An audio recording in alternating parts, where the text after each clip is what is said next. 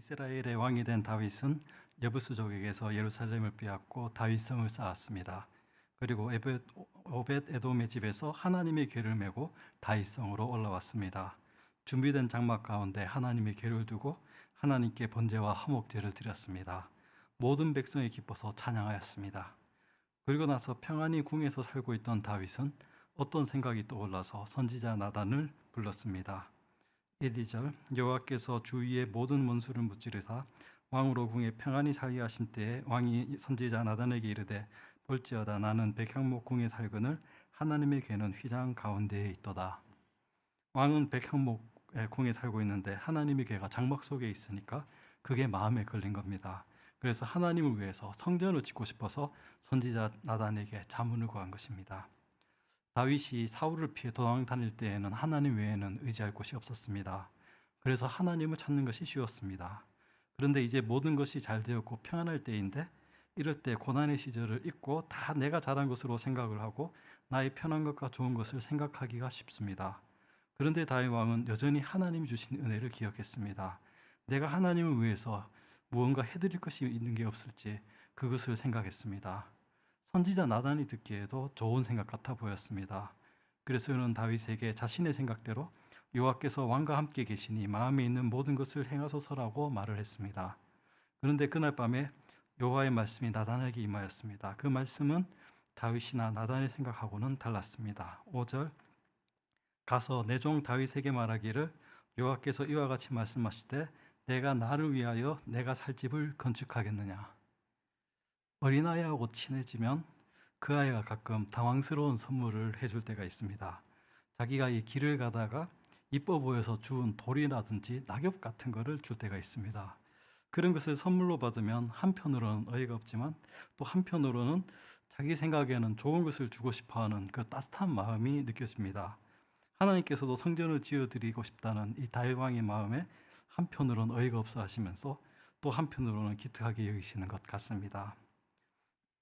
사무엘하 7장 4에서 16절은 하나님께서 나단 선지자에게 다윗 왕에게 전하라고 하신 말씀입니다.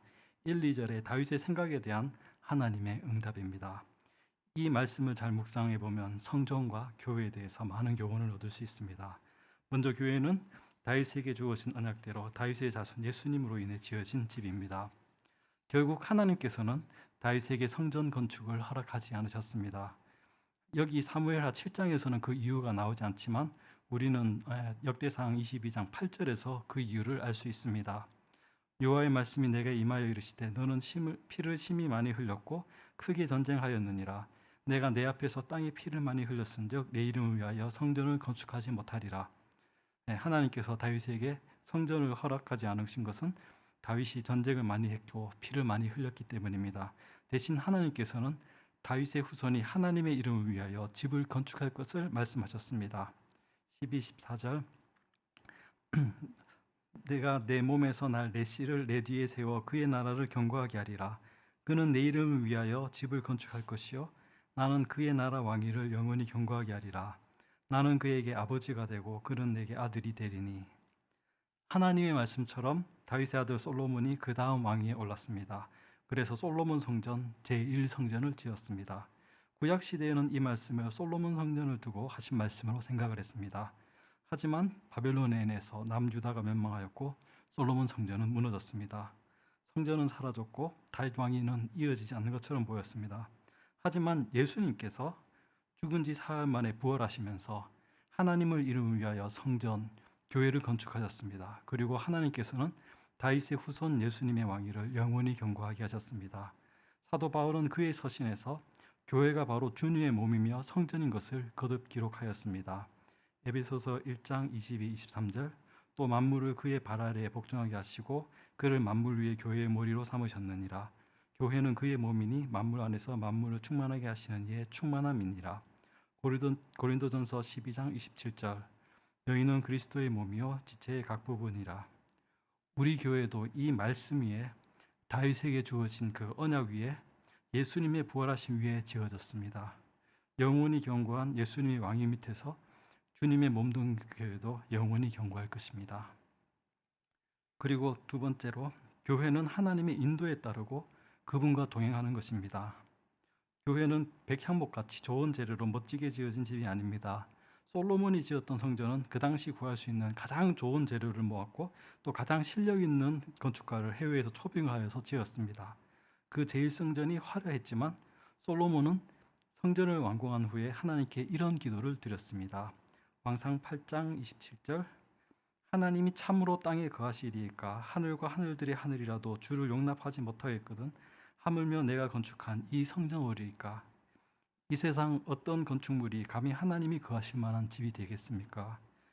참 사람의 눈에는 크고 대단해 보이더라도 그것은 사람의 시선일 뿐이고 하나님이 창조하신 이 우주에 비하면 정말 작은 먼지와 같습니다. 그저 우리의 정성과 마음이 담겨있기 때문에 그 건물을 하나님께서 기쁘게 받아주시는 것이지 않겠습니까? 하나님께서는 나단 선지자를 통해서 다윗 왕에게 말씀하셨습니다. 6, 7절, 내가 이스라엘 자손을 애굽에서 인도하여 내던 날부터 오늘까지 집에 살지 아니하고 장막과 성막 안에서 다녔나니 이스라엘 자손과 더불어 다니는 모든 곳에서 내가 내 백성 이스라엘을 먹이라고 명령한 이스라엘 어느 지파들 가운데 하나에게 내가 말하기를 너희가 어찌하여 나를 위하여 백향목 집을 건축하지 아니하였냐고 말하였느냐. 출애굽기 마지막에서 성막이 지어진 후로 하나님께서는 늘 장막과 성막 안에서 다니셨습니다. 구름 기둥과 불 기둥으로 그 백성을 인도하셨고 그 행렬의 제일 앞에서는 늘 제사장들이 나르는 하나님의 언약궤가 있었습니다. 하나님께서는 한 번도 백향목집을 건축해 달라고 하신 적이 없으십니다. 장막에 거하시는 것을 섭섭해 하신 적도 없으십니다. 하나님께서는 그분의 백성과 함께 하시는 것을 기뻐하셨고 인도하여 주셨고 동행하여 주셨습니다. 성전은 멋진 건축물이 아닙니다. 하나님의 인도를 따라가고 하나님과 동행을 하면서 그분과 교제하고 그 여정 속에서 놀라운 역사를 경험하는 공동체입니다. 제가 우리 교회에 온 지 이제 만으로 10년을 조금 넘겼습니다. 우리 교회 역사 중에서 제가 경험한 것은 절반 정도입니다. 하지만 그 절반의 시간만 돌아보더라도 우리 교회 역시 하나님의 인도하심을 따르고 주님과 동행하고 교제하면서 또 보여주시는 놀라운 역사를 목격하면서 지내왔습니다. 세 번째로 교회는 하나님이 주시는 축복이 있는 것입니다. 하나님께서는 나단 선지자에게 다윗에게 말할 것을 알려주십니다. 먼저 다윗에게 주시는 축복을 알려주십니다. 8, 9절, 그러므로 이제 내 종 다윗에게 이같이 말하라. 만군의 여호와께서 이와 같이 말하시기를 내가 너를 목장 곧 양을 따르는 데서 데려다가 내 백성 이스라엘의 주권자로 삼고 내가 가는 모든 곳에서 내가 너와 함께 있어 내 모든 원수를 내 앞에서 멸하였은즉 땅에서 위대한 자들의 이름같이 내 이름을 위대하게 만들어 주리라. 하나님께서는 양을 치는 목자였던 다윗을 하나님의 백성의 주권자로 삼아 주셨고 모든 곳에서 함께 해 주셨습니다. 그 원수를 멸하시고 그 이름을 위대하게 만들어 줄 것을 약속하셨습니다. 이것은 하나님의 백성을 이끄는 사람에게 주어지는 축복이지만 또 그를 따르는 하나님의 백성에게도 함께 주어지는 은혜입니다. 그리고 하나님의 백성에게도 은혜가 이어집니다.